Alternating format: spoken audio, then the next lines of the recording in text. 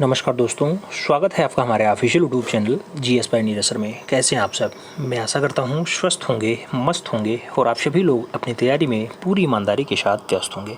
तैयारी आप लोग ट्रेंड ग्रेजुएट टीचर आर्ट की कर रहे हैं, किसी भी राज्य की हो मित्रों। वैसे तो हम खास करके यूपी स्पेशल चला रहे हैं, 148 जो फतेह कराना है उस पर काम कर रहे हैं, लेकिन आप किसी भी राज्य का जो है टीजीटी दे रहे हो, हर जगह काम आने वाला है आर्ट सब्जेक्ट के लिए।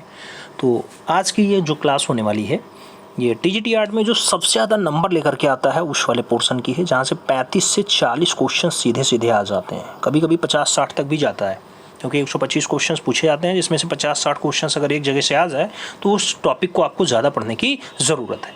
समसामयिक कलाकार, टॉपिक का नाम समसामयिक कलाकार है, जिसमें बहुत सारे नाम जुड़े हुए हैं मित्रों। जितने लेटेस्ट में अभी कोई 4 दिन पहले चित्रकार बना हो, वो भी अगर रचना कर रहा हो तो वो भी समसामयिक कलाकार में ही आता है।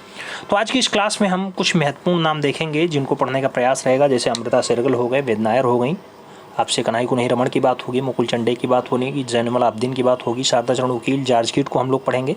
जॉर्ज कीट के साथ साथ रामगोपाल विजयवर्गीय पढ़ लेंगे, यामिनी रंजन राय पढ़ लेंगे, शंको चौधरी, महेंद्र पांड्या, इन सभी को पढ़ने का प्रयास करेंगे। तो एक मैराथन टाइप की क्लास होने वाली है। ईमानदारी के साथ देखिएगा, पेन पेपर उठा के बैठिएगा। चैनल पर नए हैं तो सब्सक्राइब करिएगा, बेल आइकन जरूर प्रेस करिएगा। आइए क्लास स्टार्ट करते हैं।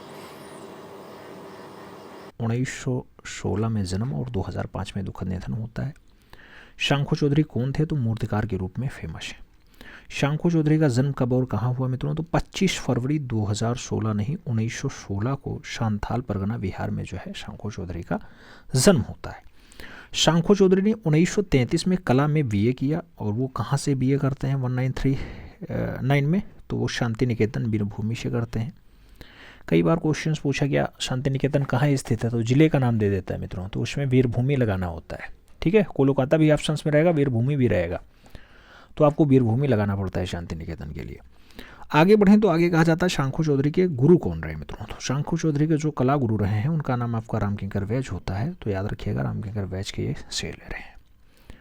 1945 में रामकिंकर के साथ युद्ध स्मारक प्रतिमा में उनकी सहायता के लिए नेपाल गए। तो युद्ध स्मारक प्रतिमा जो बनाने के लिए रामकिंकर जी जो है 1945 में नेपाल जाते हैं, तो उनके साथ जो है इनके शिष्य भी जाते हैं, नाम होता है शंको चौधरी। शंको चौधरी भी उनके साथ गए और वहाँ प्रतिमा में सहायता की। 1980 में तंजानिया के दरुसलम विश्वविद्यालय के प्रोफेसर के रूप में नियुक्ति की होती है मित्रों। तो 1980 में दरुसलम विश्वविद्यालय में एज अ प्रोफेसर के रूप में शंको चौधरी की नियुक्ति भी हुई है।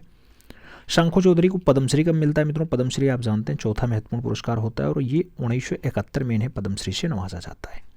शंको चौधरी का माध्यम क्या रहा है? तो प्रस्तर माध्यम में, लकड़ी माध्यम में और धातुए पत्र के साथ साथ ये कास्ट मेटल और सीमेंट में बढ़िया बढ़िया रचनाएं बनाए हैं। तो ये सारे काम जो है शंको चौधरी के लिए रहे हैं।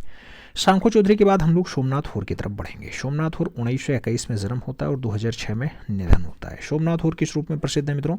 तो एक ग्राफिक कलाकार के रूप में जाने जाते हैं, ग्राफिक आर्टिस्ट के रूप में जाने जाते हैं। सोमनाथ होर का जन्म कब और कहाँ हुआ था मित्रों? तो 1921 में चिटगांव बांग्लादेश में जो है इनका जन्म हुआ है। और आगे बढ़ें तो एक रचना दिखाएंगे, जख्म नामक रचना, जिसके लिए फेमस भी होते हैं। ये जख्म शीर्षक की रचना है मित्रों, आप देख लीजिए अच्छे से। और ये जख्म शीर्षक वाली रचना किसने बनाई है? तो ये सोमनाथ होर की अच्छी रचनाओं में शुमार है। सोमनाथ होर की अगर बात करते हैं तो कला में डिप्लोमा कहाँ से प्राप्त करते हैं मित्रों? तो government school of arts and crafts Kolkata है, वहाँ से कला में डिप्लोमा प्राप्त करते हैं। और आगे बढ़ा जाए तो दिल्ली कॉलेज ऑफ आर्ट्स में ग्राफिक विभागाध्यक्ष, और उसके साथ एसएस विश्वविद्यालय बड़ोदरा और कला भवन शांति निकेतन में विजिटिंग प्रोफेसर के रूप में कौन रहे मित्रों? तो सोमनाथ होर एज अ विजिटिंग प्रोफेसर के रूप में भी कार्य किए हैं। आप जानते हैं ग्राफिक कलाकार के रूप में इनकी ख्याति लब्ध ही रही है। सोमनाथ होर थे मित्रों तो प्रिंट मेकर रहे, मूर्तिकार रहे, चित्रकार रहे और म्यूरलिस्ट भी रहे हैं। कौन? सोमनाथ होर जी। सोमनाथ होर की अगर बात करते हैं मित्रों तो सोमनाथ होर किस रूप में ज़्यादा पहचाने गए? तो छापा चित्रकार के रूप में ज़्यादा पहचाने गए हैं। आपसे पूछा जाएगा सोमनाथ होर ज़्यादा प्रसिद्ध किस रूप में है? तो छापा चित्रकार के रूप में ज़्यादा फेमस हैं। आगे बढ़ें, आगे कहा जाता है किसने लास्ट वैक्स प्रोसेस के माध्यम से वियतनाम में व्यवस्थित स्वतंत्रता संग्राम के सेनानियों को तराशा है मित्रों? तो लास्ट वैक्स प्रोसेस में जो है वियतनाम व्यथित स्वतंत्रता संग्राम के सेनानियों को तराशने का काम सोमनाथ होर जी का रहा है। ये बात आप समझने का प्रयास करिएगा। मई 1974 से अक्टूबर 1977 के मध्य मई 1974 से अक्टूबर 1977 के मध्य सोमनाथ होर ने वियतनाम स्वतंत्रता संघर्ष को चिरस्थायी बनाने के इरादे से एक बड़े कांस्य मूर्ति शिल्प की रचना की। उसका शीर्षक जो रखा, माँ और बच्चा रखा मित्रों। तो माँ और बच्चा जो आपके वियतनाम स्वतंत्रता संघर्ष से जुड़ा रहा, वो रचना सोमनाथ होर के द्वारा बनाई गई है। आगे बढ़ें तो आगे कहा जाता है जिंदगी के जख्मों के कलाकार कौन है मित्रों, तो जिंदगी के जख्मों के कलाकार के रूप में भी सोमनाथ होर को ही जो है प्रसिद्धि मिली हुई है। ये भी याद रखना, क्वेश्चंस पूछा जाएगा। मैं तस्वीरें नहीं बनाता, मैं जख्म बनाता हूं, यह कथन किसका है मित्रों, तो मैं तस्वीरें नहीं बनाता हूं, मैं जख्म बनाता हूं, ऐसा कथन सोमनाथ होर का ही रहा है। सफेद पर सफेद श्रृंखला के प्रिंट किसने तैयार किए मित्रों, तो सफेद पर सफेद श्रृंखला के जो प्रिंट तैयार करने का काम रहा वो सोमनाथ होर का ही रहा है। किसका रहा है, सोमनाथ होर का ही रहा है। मिथुन कलाकृति किसकी है, मिथुन कलाकृति 1976 में बनाई जाती है मित्रों, और ये मिथुन कलाकृति सोमनाथ होर के ही द्वारा बनाई जाती है। चीख हो, भूख हो, मिथुन हो, ये सब सोमनाथ होर की ही रचनाएं हैं। 1985 का कुत्ता एक अद्भुत मोर शिल्प है मित्रों, और ये कुत्ता रचना किसने बनाया, तो ये सोमनाथ होर की अच्छी रचनाओं में शुमार है। 1985 में ये रचना को इन्होंने उकेरा है। सोमनाथ होर की अन्य कलाकृतियों की अगर बात करते हैं मित्रों, तो अन्य कलाकृतियों में आप देख लेना तो फुटपाथ इनका रचना पूछा जाता है। फुटपाथ पर सो रहा बच्चा जो निकोट माध्यम में इन्होंने लिनोकट माध्यम में 1956 में बनाया है। ग्रुप मीटिंग की बात करते हैं, बुद्ध इनग्रेविडिंग में बनाया है 1953 में। माँ और बच्चा की बात करते हैं, काष्ठीय माध्यम में बनाया है 1956 में। पीठ की बात करते हैं तो काष्ठ चित्र है 1973 में बनाया गया। भूख जैसी रचना लिथियोग्राफ से 1977 में बनाया गया, और चीख जैसी बढ़िया रचना कांस्य मूर्ति शिल्प में है 1985 में बनाई गई है। चीख जैसी बढ़िया रचना, तो ये सारी रचनाएं जो है वो सोमनाथ होर के द्वारा उकेरी गई हैं। बढ़िया बढ़िया कलाकृतियाँ हैं मित्रों। चिटगांव बांग्लादेश में जिनका जन्म होता है, 2006 में जिनका दुखद निधन होता है। ये सारी बातें आप ध्यान रखिएगा सोमनाथ होर के लिए। आगे बढ़ेंगे, मीरा मुखर्जी को पढ़ेंगे मित्रों। मीरा मुखर्जी किस रूप में प्रसिद्ध हैं, तो मूर्तिकार के रूप में मीरा मुखर्जी का नाम आता है। मीरा मुखर्जी का जन्म कब और कहाँ हुआ, तो 1923 में यानी 1923 में कोलकाता में जो है इनका जन्म होता है मीरा मुखर्जी का। मीरा मुखर्जी के अभिभावक थे मित्रों तो द्विजेंद्र मोहन मुखर्जी जी। कौन, द्विजेंद्र मोहन मुखर्जी जी, और उसके साथ वीणा पाणी देवी जो है इसके अभिभावक के रूप में रहे हैं। और आगे बढ़े तो एक रचना बहुत अच्छी पूछी जाती है मित्रों, बांसुरी बजाने वाला रचना किसकी है, ये आप देख लो। पहले बांसुरी बजा रहा है। ये रचना जो बनाई गई है मीरा मुखर्जी के द्वारा बनाई गई बढ़िया रचनाओं में शुमार है।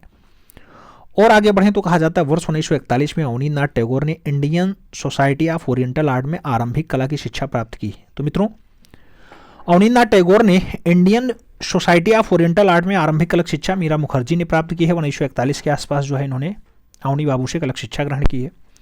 1947 में मीरा मुखर्जी ने ग्राफिक कला और मूर्तिकला में डिप्लोमा कहाँ से किया मित्रों, तो 1947 में मीरा मुखर्जी ने ग्राफिक कला और मूर्तिकला में डिप्लोमा कहाँ से प्राप्त किया, तो ये दिल्ली पॉलिटेक्निक से जो है डिप्लोमा प्राप्त करती हैं। शांति निकेतन प्रवास के दौरान इंडोनेशियन कलाकार इनफैंडी जो राज्य में मेहमान थे उनसे कला का प्रशिक्षण किसने लिया मित्रों, तो इनफैंडी से कला का शिक्षण जो है वो मीरा मुखर्जी ने ग्रहण किया है। शांति निकेतन में वो प्रवास के दौरान रुकी थी, उस टाइम भी उन्होंने कुछ सीखा था। 1953 में मीरा मुखर्जी ने म्यूनिख जर्मनी में किसके सानिध्य में मूर्तिकला की शिक्षा प्राप्त की मित्रों, तो किसके सानिध्य में इन्होंने मूर्तिकला की शिक्षा ग्रहण की है, टोनी स्टेडल और हेनरी क्रिश्चनर के जो है निर्देशन में इन्होंने कला शिक्षा ग्रहण की है 1953 में।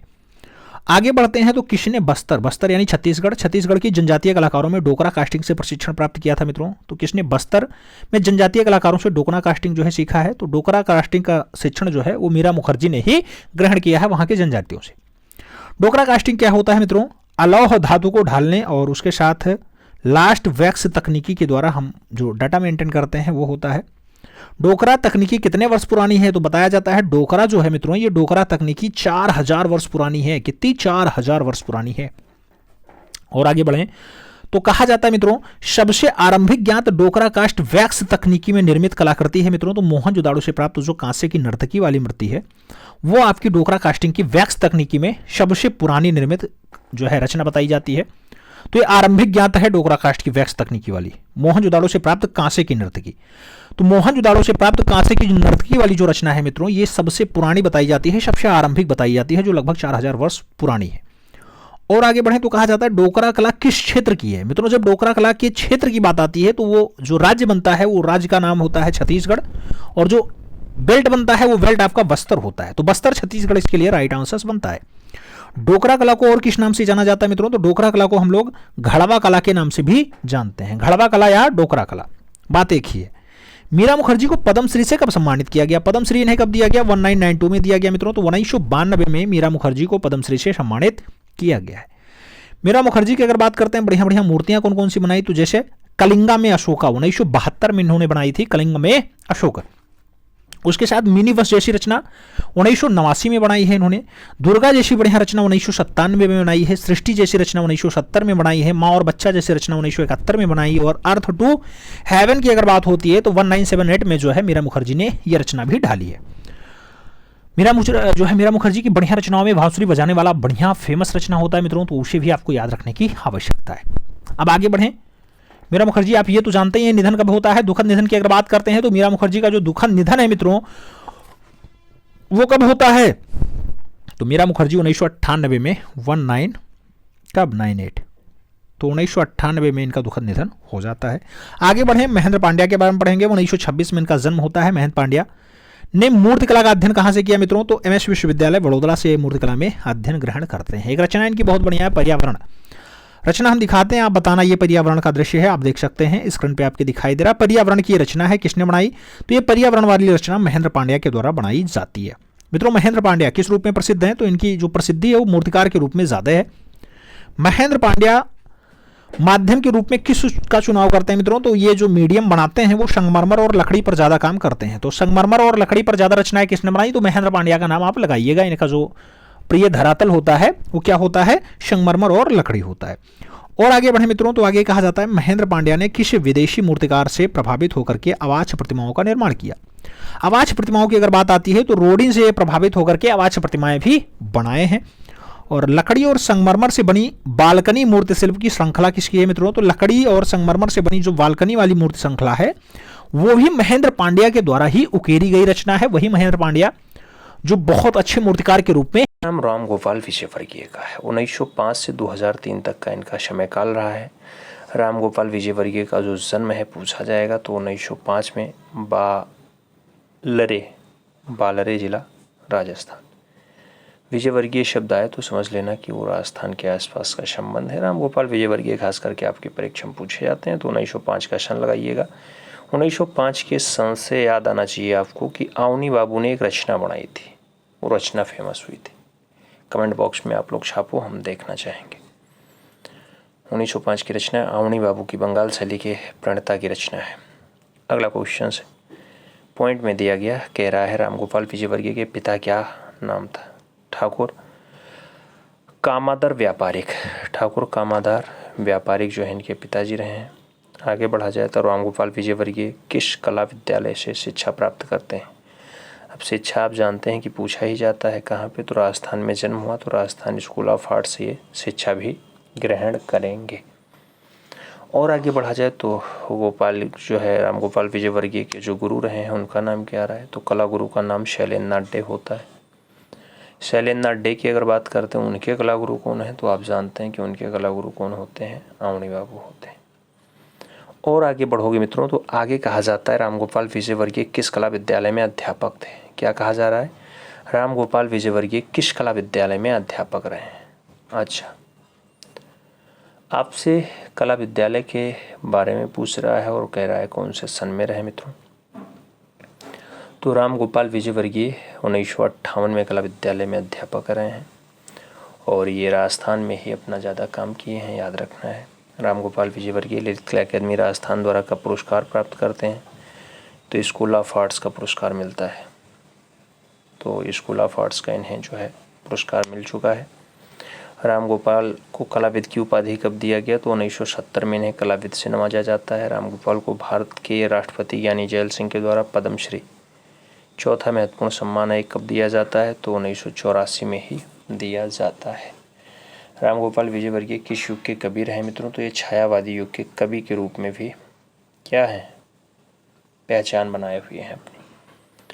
और आगे बढ़ा जाए मित्रों तो आगे कहा जाता है राम गोपाल विजयवर्गीय किस चित्रण के लिए प्रसिद्ध रहे हैं, तो राम गोपाल विजयवर्गीय जो रचना बनाते हैं उसमें व्यक्ति चित्रण ज़्यादा फेमस है, तो व्यक्ति चित्र के लिए ये प्रसिद्धि प्राप्त किए हैं। राम गोपाल ने किस ग्रंथ की चित्र श्रृंखला बनाया मित्रों, तो कौन सा ग्रंथ है जिसका चित्र श्रृंखला ये बनाते हैं, नामाभिज्ञान शकुंतलम का होता है और उसके साथ रामायण का होता है। वैसे तो हरिजन महिला भी इनकी रचना है। सुबह का संगीत बहुत अच्छी रचना है। बाजार की ओर रचना है। रिक्शा चालक रचना है। पूछा जाता है ऐसे, लेकिन आपको ये भी याद रखना है कि अभिज्ञान शकुंतलम और रामायण पे भी चित्र श्रृंखला इन्होंने तैयार की है। आगे कहा जाता है राग रागनियाँ और उमर खय्यम का चित्र श्रृंखला किसने बनाया था, तो राग रागनी और उमर खय्यम की जो चित्र श्रृंखला बनती है वो राम गोपाल विजयवर्गीय के द्वारा ही बनाई जाती है, याद रखना है। राम गोपाल विजयवर्गीय की द्वारा ही राग रागनी और उमर खय्यम पे जो है रचना बनाई जाती है। कुछ खास चित्र हैं, उनको याद रखना है। काव्य श्रृंगार की बात हो, माँ और बच्चा की बात हो, बाजार की ओर की बात हो, रिक्शा चालक की बात हो, ताड़ू का वध की बात हो, कृष्ण गोपियों के साथ हैं, श्रमिक है, तांगा वाला है, नाग पूजा है, ये सब रचनाएं अगर पूछी जाती हैं तो आपको विजयवर्गीय का नाम प्रमुखता के साथ लगाना पड़ेगा। नाग पूजा की बात है, तांगा वाला की बात है, गाँव की कुआं है, इंद्रजीत विजय है, सुबह की संगीत है, पनघट की ओर है, 13 ताली नृत्य है, हरिजन महिला है, सर्दी के दिन है, पार्वती तपस्या है, सीता हरण है, बस स्टैंड है, कृषक कन्या है। तो ये सारे चित्र आपके राजस्थान के कलाकार राम गोपाल विजयवर्गीय के हैं। वही राम गोपाल विजयवर्गीय जो शैलेंद्र नाथ डे के चेले हैं। बात अगर समझ में आती हो तो आगे बढ़ा जाए। उम्मीद में है कि समझ में आया होगा। आपसे रचना पूछ सकता है, हरिजन महिला किसकी रचना है, या नाग पूजा किसकी रचना है, या हो सकता है काव्य श्रृंगार के बारे में, माँ और बच्चा के बारे में पूछ ले। वैसे माँ और बच्चा यामिनी रंजन राय का ज़्यादा फेमस है, हालांकि इन्होंने भी बनाया है। आगे बढ़ते हैं, यामिनी रंजन राय को पढ़ते हैं। यामिनी रंजन राय की अगर बात होती है 1887 से 1972 तक इनका कार्यकाल रहा है। यामिनी रंजन राय का जन्म पूछा जाता है कहाँ पे हुआ, तो बांकुरा में हुआ। बांकुरा कहाँ पड़ता है, बंगाल में पड़ता है। कब होता है, 1887 के सन में इनका जन्म होता है, बांकुरा बंगाल में। यामिनी रंजन राय के पिता का नाम था तो राम रंजन राय इनके फादर रहे हैं, राम रंजन राय, याद रखना। राम रंजन राय किसके फादर हैं, तो यामिनी रंजन राय के फादर हैं। और आगे बढ़ते हैं तो आगे क्या कह रहा है, आपसे कह रहा है मित्रों, यामिनी राय को भारत का राष्ट्रवादी कलाकार किसने कहा था। यामिनी रंजन राय को भारत का राष्ट्रवादी कलाकार किसने कहा था, नाम महात्मा गांधी का है। भारतीय कला का पैगंबर किसे कहा जाता है, तो भारतीय कला का जो पैगंबर है वो यामिनी रंजन राय को ही कहा जाता है। किसे कहा जाता है, यामिनी रंजन राय को ही कहा जाता है। और आगे बढ़ो, ब्रिटिश सरकार में यामिनी राय को किस उपाधि से सम्मानित किया जाता है, तो इन्हें फाइनली राय साहब की उपाधि दी जाती है। कौन सी उपाधि, राय साहब की उपाधि। तो ब्रिटिश सरकार ने यामिनी रंजन राय को कौन सी उपाधि दी, राय साहब की उपाधि दी है। आगे बढ़ो, यामिनी रंजन राय ने पूछा गया कि कला की प्रारंभिक शिक्षा कहाँ से प्राप्त की थी। कला की स्टार्टिंग वाली जो शिक्षा है, प्राइमरी एजुकेशन है, वो कलकत्ता स्कूल ऑफ आर्ट्स से फाइनली ग्रहण किए हैं। तो कलकत्ता स्कूल ऑफ आर्ट्स का नाम आप यहाँ याद रखिएगा। और आगे बढ़ेंगे तो कह रहा है यामिनी राय के चित्रों का मूल विषय क्या था मित्रों, तो कालीघाट के लोक कला से संबंधित इनके चित्रों का मेन विषय रहा है। और आगे बढ़ते हैं तो आगे कहा जाता है यामिनी राय की तुलना किस यूरोपीय चित्रकार से किया गया है। तो यामिनी राय की जो तुलना है वो कौन से यूरोपीय चित्रकार से किया गया मित्रों, नाम हेनरी मातिस का है। किससे किया गया, हेनरी मातिस से किया गया। भारत का पिकासो किस चित्रकार को कहा जाता है, तो भारत का पिकासो की उपमा जो मिली है वो भी यामिनी रंजन राय को मिली है। बात याद रखना है, यामिनी रंजन राय ACA गैलरी न्यूयॉर्क में प्रदर्शनी कब लगाते हैं, तो ACA गैलरी में न्यूयॉर्क में जो प्रदर्शनी लगाते हैं ये 1950 के आसपास लगाते हैं। कब लगाते हैं, 1950 के आसपास लगाते हैं। आगे बढ़ा जाए तो आगे कहा जाता है यामिनी रंजन राय शिल्प चक्र की स्थापना कब करते हैं, 1949 में होता है। ईसा मसीह के जीवन पर आधारित चित्र किसने बनाया था, नाम यामिनी रंजन राय का ही है। और आगे बढ़ा जाए तो आगे कहा जाता है बंगाल के किस कलाकार को, क्या कहा जा रहा है, बंगाल के किस कलाकार को शुद्ध भारतीय कलाकार कहा जाता है। तो बंगाल का कौन सा कलाकार है जिसे शुद्ध भारतीय कलाकार कहते हैं, वो कलाकार आपके यामिनी रंजन राय ही है। कौन है, यामिनी रंजन राय। यामिनी रंजन राय ने कलकत्ता लोक कला को क्या नाम दिया था या क्या नाम रखा था, तो कलकत्ता की लोक कला को नौ बंगाल शैली कहते थे। क्या कहते थे, नौ बंगाल शैली कहते थे। और आगे बढ़ते हैं मित्रों, आगे क्या कहा जाता है, यामिनी राय ने सर्वाधिक चित्रों का निर्माण किस माध्यम में किया है, तो मैक्सिमम चित्रों के जो बनाने की बात आती है वो मीडियम आपकी टेम्परा विधि होती है। तो ये भी बात आपको याद रखनी होगी, वो टेम्परा विधि में ज़्यादा काम किए। और आगे बढ़ते हैं तो यामिनी राय के चित्रों पर किस शैली का प्रभाव मैक्सिमम रहा है मित्रों, ज़्यादा रहा है, तो उसको हम जैन शैली के नाम से पुकारते हैं। कौन सी शैली, जैन शैली। यामिनी राय ने एकल कला प्रदर्शनी कहाँ कहाँ आयोजित की थी, तो नाम कोलकाता का है, लंदन का है और न्यूयॉर्क का है। तो न्यूयॉर्क, कोलकाता और लंदन फाइनली यामिनी रंजन राय की एकल प्रदर्शनियाँ आयोजित होती हैं। और आगे बढ़ते हैं, यामिनी राय को 1955 में भारत सरकार द्वारा कौन सा पुरस्कार दिया गया था, तो इन्हें पद्म भूषण पुरस्कार से सम्मानित किया गया। कौन सा पुरस्कार, पद्म भूषण सम्मान से सम्मानित किया गया है। स्मरणीय बिंदु की अगर बात करते हैं तो यामिनी रंजन राय का जो चित्र है वो कहाँ कहाँ संग्रहालय में है, तो national gallery of modern art नई दिल्ली में भी रखा है, इंडियन संग्रहालय कोलकाता में भी रखा है, चित्कुस आर्ट गैलरी कोलकाता में रखा है, नाम याद रखना है चित्कुस आर्ट गैलरी का। न्यूयॉर्क संग्रहालय अमेरिका में भी आपको यामिनी रंजन राय के चित्रों का संग्रह देखने को मिल जाता है। यामिनी रंजन राय के कुछ स्मरणीय बिंदुओं में अगर बात करते हैं मित्रों, तो कुछ खास जो है चित्र हैं जो बार बार पूछे जाते हैं, आपसे घूम घुमा के पूछे जाते हैं। जैसे रथ यात्रा की बात है, इसका स्क्रीनशॉट ले लेना। रथ यात्रा की बात है, पूजा रथ स्त्री की बात है, माँ और शिशु ये ज़्यादा पूछा जाता है। तुलसी पूजन की बात है, ईशा का सूली पे चढ़ना है, या फिर सीता की अग्नि परीक्षा वाली रचना है, या गाँव के किसान है, संथाल स्त्री है, श्रृंगार है, संथाल मल्लाह है, सोसाइटी है, और कृष्ण व बलराम रचना इनकी ज़्यादा इम्पोर्टेंट है, जो बार बार आपकी परीक्षाओं में पूछ ली जाती है। तो इन्हें आपको याद रखने की ज़रूरत है, चाहे रथ यात्रा पूछता, चाहे आपसे ईशा का सूली पे चढ़ाना पूछता, चाहे वो श्रृंगार स्त्री के बारे में पूछता, चाहे वो संथाल स्त्री के बारे में पूछता, गांव के किसान के बारे में पूछता, या फिर आपसे क्या पूछ लेता, माँ और शिशु या माँ और बच्चा। वेद नायर का 1933 में लायलपुर पंजाब, जो वर्तमान में पाकिस्तान वाला पंजाब है, वहाँ पे लायलपुर में इनका जन्म हुआ था। वेद नायर भारत विभाजन के पश्चात 1947 में परिवार सहित कहाँ आ गए, तो दिल्ली आ गए, यानी भारत की राजधानी में आके बस गए। 1952 में वेद नायर ने सेंट स्टीफन कॉलेज, कहाँ से, सेंट स्टीफन कॉलेज से ये जो है स्नातक करते हैं, यानी ग्रेजुएट होते हैं। और 1957 में वेद नायर ने कॉलेज ऑफ आर्ट्स नई दिल्ली से कला में डिप्लोमा भी कर लिया। तो कॉलेज ऑफ आर्ट्स से डिप्लोमा किसने किया है, एक प्रख्यात कलाकार वेद नायर किए हैं। वेद नायर प्रकृति और मानव के संबंध के प्रति सचेत होकर के उपभोक्तावाद और सांस्कृतिक वैश्वीकरण को एक विडंबनापूर्ण रूप से देखते रहे। प्रारंभ में वेद नायर चित्रकार थे, किंतु बाद में विभिन्न माध्यमों में इन्होंने कार्य किया है। वेद नायर रेखांकन बहुत बढ़िया करते थे, रेखांकन के साथ साथ चित्रकला को भी ये बहुत अच्छे समझते थे, मूर्ति शिल्पी भी रहे हैं।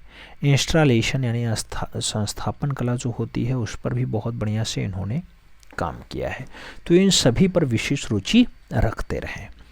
बात करें वेद नायर का कार्य, तो विविध स्तरों से संबद्ध रहा है, उत्पत्ति हो या फिर अंतरावलोकन हो या फिर निजी अन्वेषण हो, इन सभी से जुड़ा हुआ रहा है।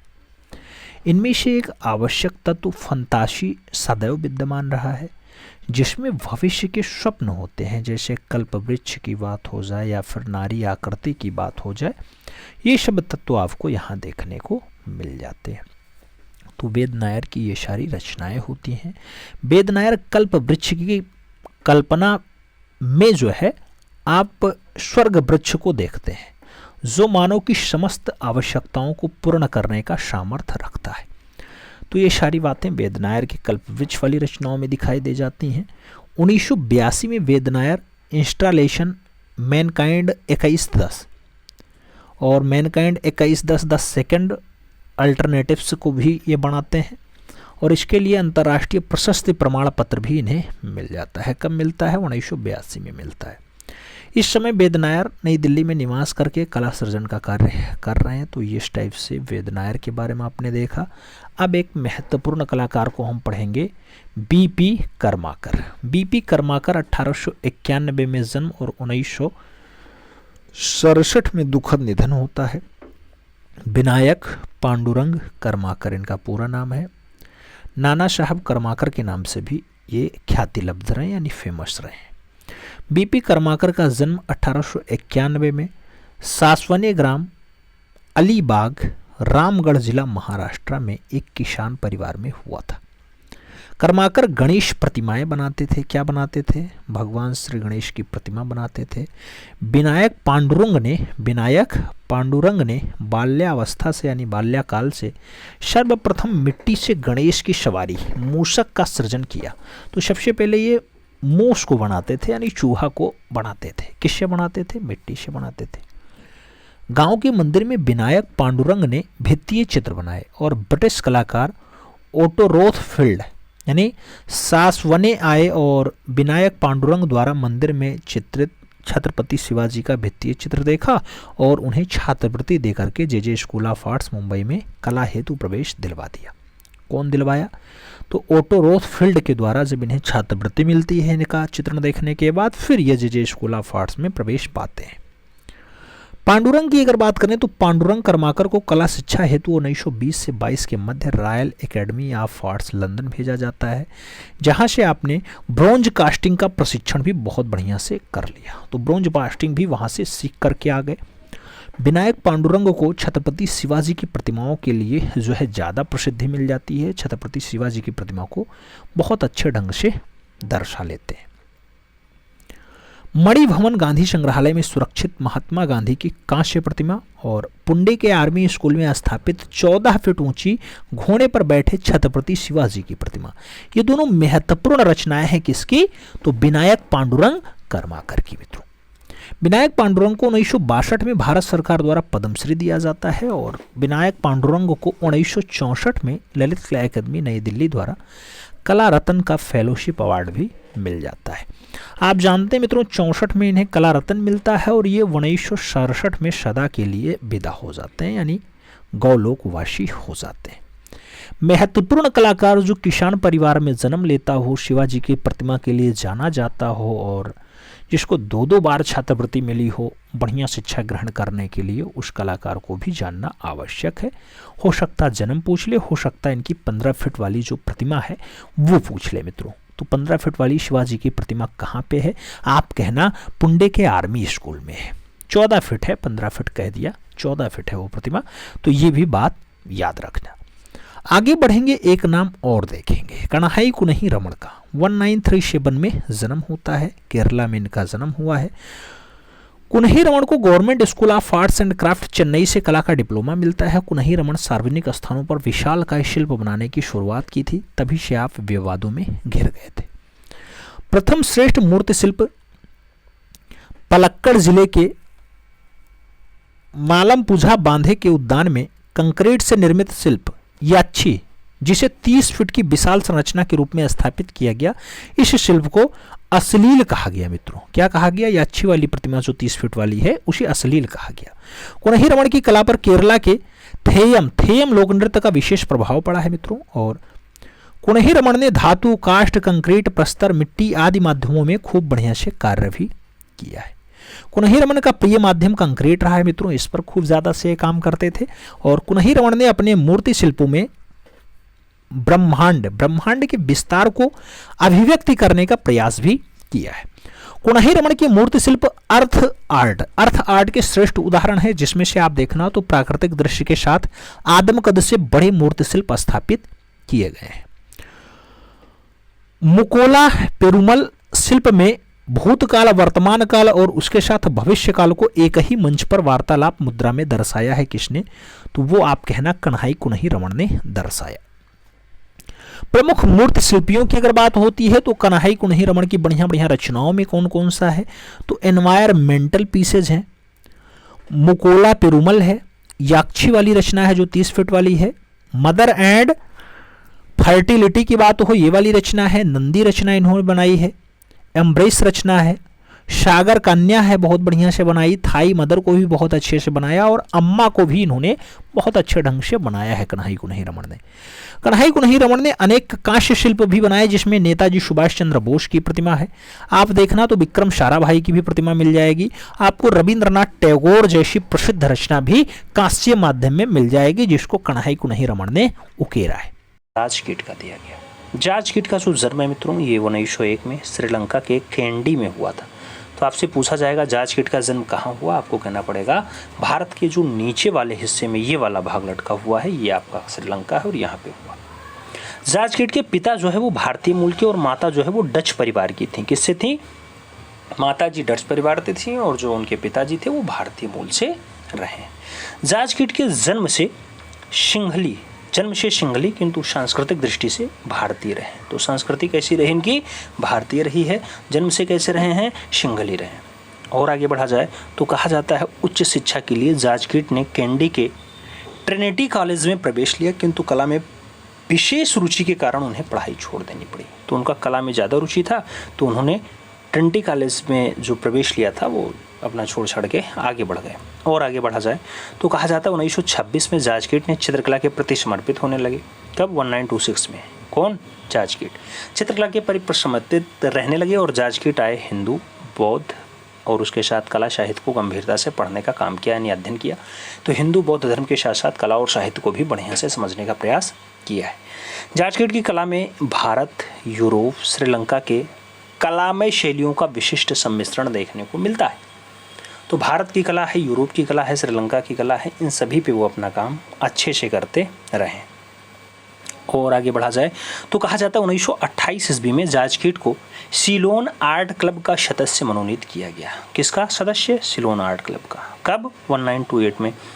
और आगे बढ़ोगे मित्रों तो आगे कहा जाता है जॉर्ज कीट ने, किसने? जॉर्ज कीट ने कृष्ण व गोपियाँ, इसके साथ दृश्य चित्र और श्रीलंका के जनजीवन पे चित्रण का कार्य खूब अच्छे ढंग से किया है। आपसे परीक्षा में पूछा जाएगा श्रीलंका के जनजीवन पे आधारित चित्र रचनाएं कौन बनाता है? नाम दिया जाएगा रविशंकर रावल हैं। बहुत सारे नाम दे देंगे, उसमें से जॉर्ज कीट नाम रहेगा, आंसर सही लगाना पड़ेगा। कृष्ण गोपियों के साथ हैं, ये दृश्य रचना भी बहुत बढ़िया से जॉर्ज कीट ने उकेरा है। और आगे चलते हैं तो आगे कहा जाता है जॉर्ज कीट के बनाए इन चित्रों पर सेंजा, पॉल गॉर्गिन और पिकासो का प्रभाव आपको देखने को मिल जाता है। तो जॉर्ज कीट की रचनाओं पर किनके चित्रों का प्रभाव देखने को मिलता है? सेंजा, पॉल गॉर्गिन और पिकासो का प्रभाव देखने को मिल जाता है। और आगे बढ़ें तो जॉर्ज कीट ने बौद्ध भिक्षुओं के जीवन का चित्रण भी बढ़िया से किया है। किनका? बौद्ध भिक्षुओं के जीवन का चित्रण बहुत अच्छे ढंग से किया है। जॉर्ज कीट ने अमूर्तता चित्रों में रेखाओं का जो है आधिक्य है और आपके इस समय के चित्रों में संश्लेषणात्मक घनवाद का प्रभाव भी देखने को मिलता है। एक बार हमने 10 के डोज में या 90 टेस्ट पेपर में क्वेश्चंस करवाया था और जॉर्ज कीट जब हमने आंसर्स लगाया था घनवाद के लिए तो बहुत सारे लोग वहाँ पे टेंशन में आए थे, काहे लगा दिए। पढ़ो, समझ में आएगा। संश्लेषणात्मक घनवाद के लिए जॉर्ज कीट का नाम आता है। इनकी रेखाएं जो है अमूर्तता चित्रों के लिए ज़्यादा जानी जाती हैं। और आगे बढ़ोगे, आगे कहा जाता है जॉर्ज कीट। कौन? जॉर्ज कीट द्वारा बनाए गए स्थिर जीवन के चित्र पिकासो से मिलते जुलते हैं। तो जो स्थिर जीवन के चित्र बनाए हैं वो पिकासो से ज़्यादा मेल खाते हैं। जबकि 1936 में जॉर्ज कीट ने हिंदू पौराणिक आख्यानों के साथ साथ काव्य के आधार पर चित्रण प्रारंभ किया और इसमें जयदेव कृति गीत गोविंद की आधारित जो है राधा कृष्ण की प्रणय लीलाओं को विषय मान करके इस पे काम किया। तो किस पे चित्रण किया मित्रों? आप जानते हैं जयदेव की गीत गोविंद है, उस पे इन्होंने चित्रण का कार्य किया और राधा कृष्ण की प्रणय लीलाओं को ज़्यादा मात्रा में दर्शाने का काम जॉर्ज कीट ने किया। और आगे बढ़ा जाए तो और आगे जॉर्ज कीट के बारे में क्या कहा जाता है? जॉर्ज कीट के बारे में कहा गया कि जॉर्ज कीट की वर्षा विहार सर्वश्रेष्ठ कृति है। पूछा जाएगा जॉर्ज कीट की सबसे अच्छी रचना कौन सी है, सबसे बढ़िया चित्र कौन सा है, तो वर्षा विहार आपको याद रखना पड़ेगा। आगे चलते हैं, अगला पॉइंट जो दिया जाता है कह रहा है सन 1939 ईस्वी के लगभग जॉर्ज कीट ने कोलंबो के गौतमी विहार में गौतम बुद्ध के जीवन चरित्र अंकित किए, जो तैलीय माध्यम में आपकी कला के सबसे बढ़िया वाले उपकरण बताए जाते हैं, सबसे बढ़िया वाले उदाहरण माने जाते हैं। तो आपसे पूछा जाएगा कहाँ पे जॉर्ज कीट ने? कोलंबो में। कोलंबो में कहाँ पे? गौतमी विहार में। किसके? गौतम बुद्ध के जीवन चरित्र को बढ़िया से उकेरा। किसमें? आपकी कला शैली में सबसे बढ़िया से बनाया है और वो रचना आपकी सबसे अच्छी बताई जाती है। 1943 में श्रीलंका के ग्रुप 43 की स्थापना हुई, जिसमें जॉर्ज कीट जो है इसके संस्थापक सदस्य के रूप में जाने जाते हैं। जॉर्ज कीट के जीवन में चित्र की प्रेरणा जो है वो हिंदू और बौद्ध कथाएं ही रही हैं, क्योंकि ये हिंदू धर्म और बौद्ध धर्म को बहुत अच्छे से पढ़े थे। तो इनके जीवन में हिंदू और बौद्ध ये दोनों कथाएं ज़्यादा प्रेरणादायक रही हैं। जॉर्ज कीट ने जातक कथाओं में नायिका, रागरागिनी, कृष्णलीला, श्रीलंका के जनजीवन और प्रकृति के साथ संबंधित चित्रों को अंकन किया है। जॉर्ज कीट के गीत गोविंद के चित्र जो है विशेष प्रसिद्ध हो जाते हैं। जॉर्ज कीट की कला पर सेजान, गॉर्गिन, पिकासो के साथ साथ अजंता, सिगरिया, चोलकालीन कांस्य प्रतिमा और केंडी के लोक कला, दक्षिणी भित्ति चित्रशैली के साथ साथ रविन्द्रनाथ ठाकुर का प्रभाव देखने को मिल जाता है। और आगे बढ़ा जाए मित्रों तो आगे कहा जाता है जॉर्ज कीट ने सेजान से वस्तुओं के ढांचे को समझा है। तो सेजान से क्या समझा? वस्तुओं के ढांचे को समझा है। किसने? जॉर्ज कीट ने। गार्गिन से उन्होंने रंग के एक केंद्रीय अनुभूति ली है। तो रंग के एक केंद्रीय अनुभूति को किससे सीखा है उन्होंने? वो फाइनली गार्गिन से सीखे हैं जॉर्ज कीट। और अजंता तथा सिगरिया से रेखा का शास्त्रीय माधुर्य भी सीखा है। किससे? अजंता और उसके साथ सिगरिया से। दक्षिण भारत की कांस्य प्रतिमाओं से लय तथा गतिमय ओज का अनुभव प्राप्त करने का काम भी इनका रहा है जांच कीट का, और लोक कला से स्पष्ट अभिव्यक्ति की पद्धति भी इन्होंने अपनाई है। रविंद्रनाथ ठाकुर से सहजता का गुण भी इन्होंने प्राप्त किया है। तो बाबा रविंद्रनाथ ठाकुर से भी इन्होंने सीखा, क्या सीखा भाई? सहजता का गुण फाइनली इन्होंने उनसे सीखा है। तो ये तो नाम आपके जांच कीट के साथ था, इनकी रचनाओं के बारे में था, इनके जन्म के बारे में था। अब आगे बढ़ेंगे तो जैनुल आबदीन के बारे में थोड़ा सा पढ़ेंगे। जैनुल आबदीन की अगर बात करते हैं तो जैनुल आबदीन का जन्म 1917 में बांग्लादेश में हुआ था। जैनुल आबदीन का महत्व जो है वो कला के साथ भारतीय आधुनिक कला के विकास में अग्रणी भूमिका निभाने वालों में रहा है। जैनुल आबदीन ने 40 वर्षों तक कला सृजन किया। कितने वर्षों तक? 40 वर्षों तक कला में काम किया है, सृजन किया है। और जैनुल आबदीन की आरंभिक कृतियों में क्या? जैनुल आबदीन की आरंभिक कृतियों में गरीब व दुखी लोगों का चित्रण मिलता है। सन 1943 में बंगाल के अकाल से आप बहुत ज़्यादा द्रवित हुए थे। जैनुल आबदीन ने रेखा चित्रों में दुष्स्वप्न जैसी इस प्राकृतिक विक्षेप को भी अभिव्यक्ति दी है। इन रेखांकनों को जैनुल आबदीन स्याही से रेखांकित करते हैं और इसमें ऊर्जापूर्ण गति और जीवंतता बताते हैं। और आगे बढ़ें तो आगे कहा जाता है, उदाहरण के रूप में आप देख सकते हैं जैसे मनपुरा आइलैंड 1970, इनका कुंडलित चित्र है मित्रों, किसका? जैनुल आबदीन का है। जैनुल आबदीन ने कला के लिए सिद्धांत में कभी विश्वास नहीं किया, क्योंकि आपने संवेदनशील कला को दैनिक जीवन से संबंधित माना है। संवेदनशील कला को दैनिक जीवन से संबंधित कौन माना? जैनुल आबदीन ने माना। और आगे बढ़ें तो अगला पॉइंट क्या कह रहा है? सन 1947 में जैनुल आबदीन कोलकाता से बांग्लादेश, तत्कालीन पूर्वी पाकिस्तान है, वहाँ चले जाते हैं। तो कोलकाता से बांग्लादेश से जाके रहना स्टार्ट कर देते हैं। जन्म तो आप जानते ही बांग्लादेश में ही हुआ था। तो जैनुल आबदीन से संबंधित ये कुछ खास डाटाएं थे। वैसे तो डाटा बहुत सारे हैं, कलाकार भी बहुत सारे हैं। अब आगे बढ़ेंगे, मुकुलचंद डे के बारे में पढ़ेंगे। मुकुलचंद डे की अगर बात करते हैं, एक रचना बहुत अच्छी है। आप देखेंगे चंद्र ग्रहण में गंगा स्नान। तो चंद्र ग्रहण में गंगा स्नान इस टाइम ये वाली रचना है, आप देख सकते हैं। ये चंद्र ग्रहण लगा हुआ है, गंगा के किनारे 2 युवतियाँ स्नान कर रही हैं। 2 युवतियाँ हैं, अरे भाई 3 युवती, 1 युवती, 2 युवती, 3 युवती, तो ये स्नान कर रही हैं गंगा में। मुकुलचंद डे का ये रचना है, राष्ट्रीय आधुनिक कला संग्रहालय नई दिल्ली में देख सकते हैं। कागज़ पर प्रिंट है मित्रों, तो बढ़िया से रचना आपको देखने को मिल जाएगी। मुकुलचंद डे का जन्म जो है ये 1895 ईस्वी में कहाँ पे हुआ था? बांग्लादेश में ही हुआ था। और आगे बढ़ा जाए तो आगे कहा जाता है मुकुलचंद डे की सृजन प्रतिभा जो है वो किससे रही है? सृजन प्रतिभा जो है वो महाकवि रविंद्रनाथ टैगोर और कला गुरु अवनींद्रनाथ टैगोर के सानिध्य में विकसित हुई है। तो मुकुलचंद डे की जो कला प्रतिभा है वो किसके अंडर में हुई? रविंद्र बाबा और अवनी बाबू के निर्देशन में काम हुआ है, उनके सानिध्य में विकसित हुई है इनकी कला प्रतिभा। आगे बढ़ते हैं। मुकुलचंद डे ने शांति निकेतन के अतिरिक्त जापान, अमेरिका, लंदन में कला का अध्ययन भी किया है। तो जापान, अमेरिका, लंदन में कला शिक्षा सीखने के लिए मुकुलचंद डे गए हैं, वहाँ की भी कला शिक्षा सीखें। आगे बात करते हैं, कहा जाता है अमेरिका जो है प्रवास के दौरान मुकुलचंद डे ने छापा चित्रण की अमलांकन तकनीकी से विशेष प्रभावित हुए और ड्राई पॉइंट्स में विशेषता प्राप्त कर ली। तो आपसे पूछा जाता है ड्राई पॉइंट्स का चित्रकार कौन है? मुकुलचंद डे। आंसर्स लगाना पड़ता है, वही मुकुलचंद डे जिनका जन्म जो है लगभग 1895 के आसपास बांग्लादेश में होता है। और आगे बढ़ते हैं तो आगे इनके बारे में और क्या कहा जा रहा है? मुकुलचंद डे ने Chicago society of etching artist के सदस्य के रूप में भी चयनित हो चुके हैं। और भारतीय कला परंपरा में अमलांकन पूर्णतया नवीन विधा रही है। जब ये काम करते थे तो एकदम नई विधा थी, अमलांकन उस पर काम करते थे। मुकुलचंद डे ने इस दिशा में बहुत ज़्यादा कार्य किया मित्रों, बहुत ज़्यादा नाम कमाया। मुकुलचंद डे अगर बात करते हैं तो अगला पॉइंट 1944 ईस्वी में मुकुलचंद डे ने government school of arts Kolkata के प्राचार्य पद से कार्यमुक्त हुए। तो कहाँ पे एज अ प्राचार्य के रूप में कार्य किए? Government school of arts Kolkata में एज अ प्राचार्य के रूप में कार्य किए। 44 में ये वहाँ से पदमुक्त हुए हैं।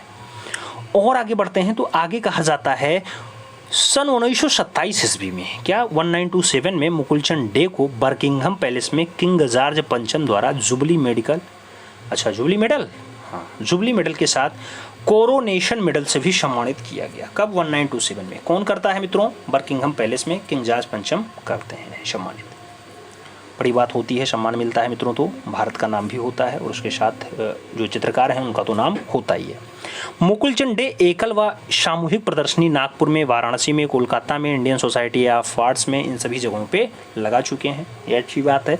विदेशों में मुकुलचंद डे की प्रदर्शनियां लंदन में लगी हैं, पेरिस में लगी हैं, हॉलैंड में लगी हैं, टोक्यो में लगी हैं, लिवरपूल में लगी हैं।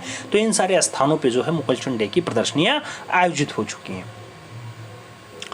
तो ये कुछ खास तथ्य जो है मुकुलचंद डे के बारे में थे। अब आगे बढ़ेंगे और शारदा चरण उकील के बारे में पढ़ेंगे।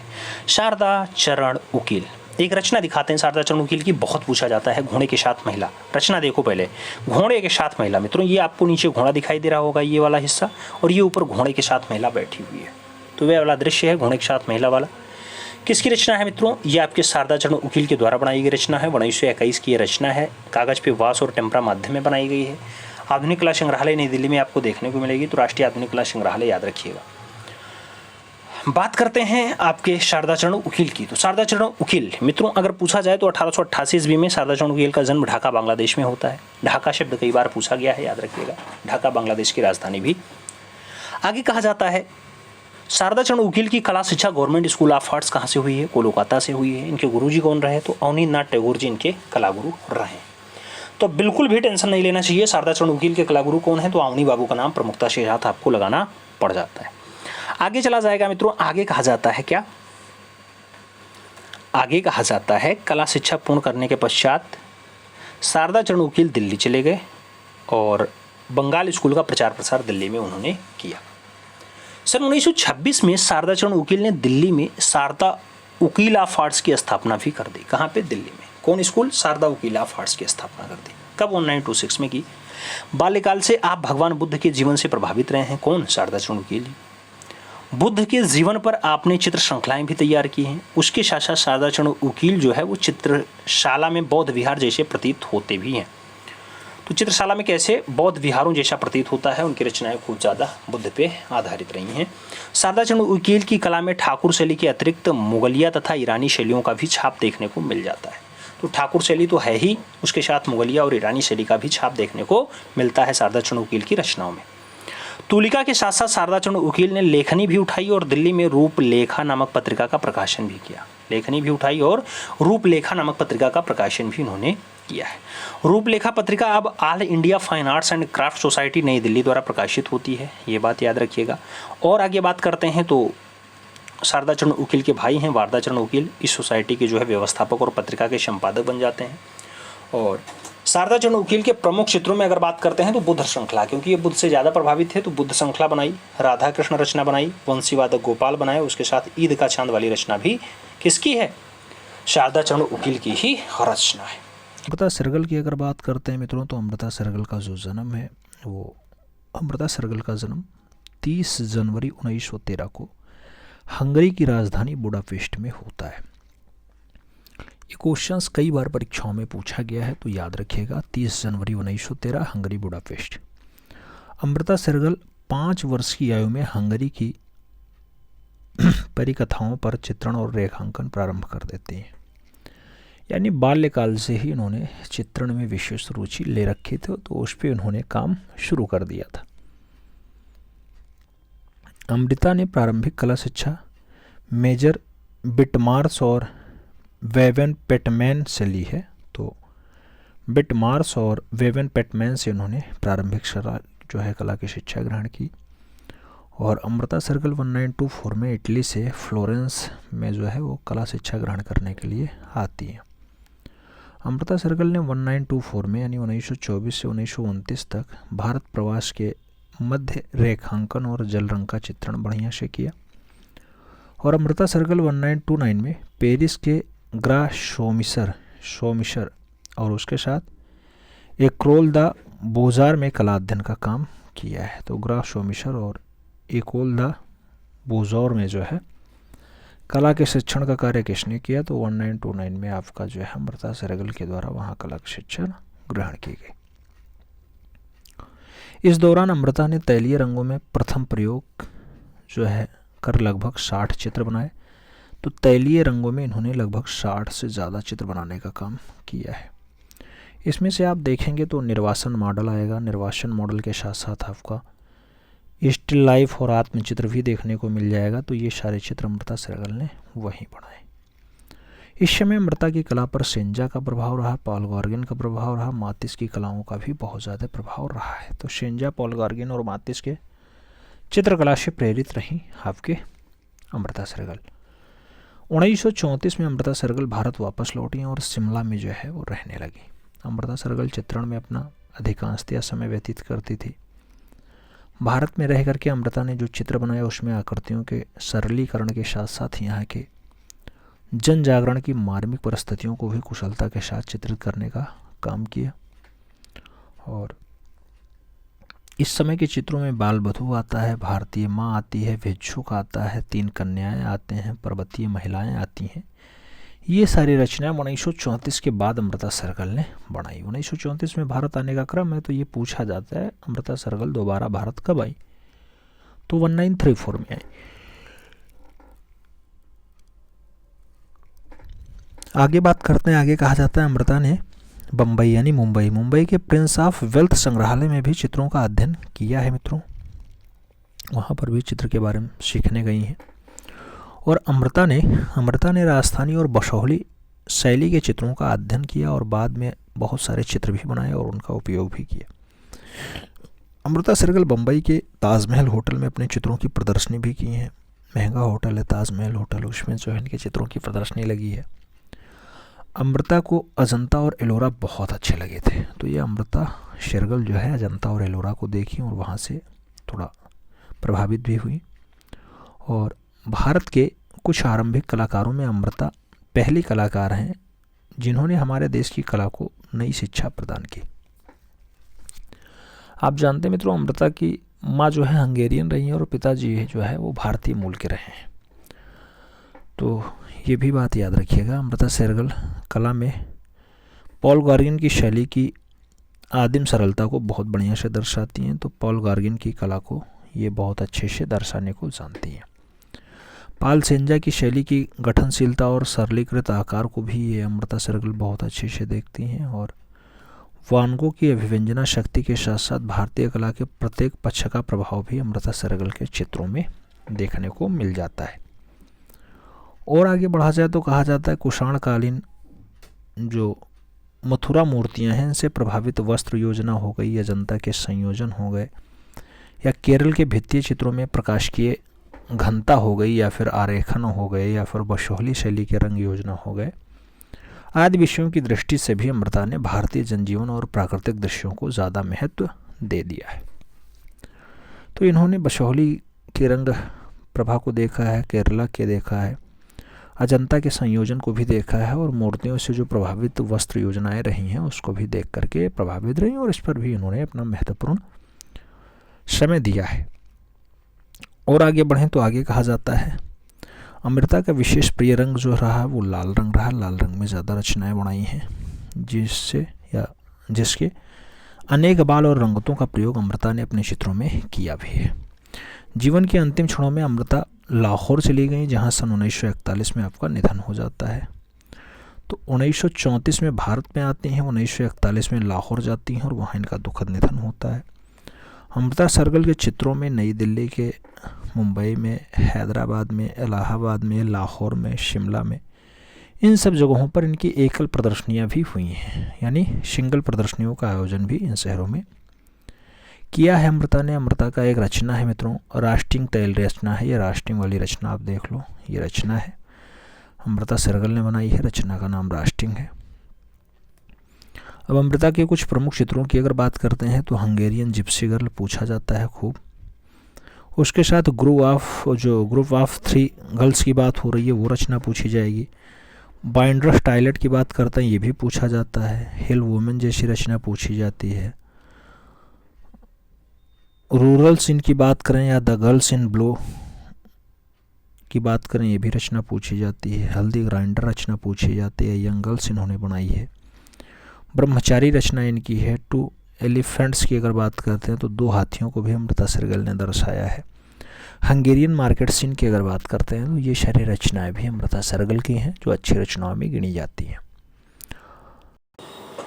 ओवरऑल क्लास कैसी लगी है आपको कमेंट के माध्यम से ज़रूर बताना है। हमें उम्मीद है कि क्लास पसंद आई होगी, क्योंकि इतने सारे कलाकारों को एक साथ पढ़ने का जो मौका मिला ये बहुत अच्छी बात है। तो इसमें आपको ज़्यादा कुछ सीखने को मिला है। उम्मीद है आप लोग इस पर अपनी प्रतिक्रिया ज़रूर देंगे और जो अपना ज़रूरी सुझाव है वो भी बताएंगे। मिलते हैं छोड़ में, तब तक के लिए दिल से सल्यूट। जय हिंद।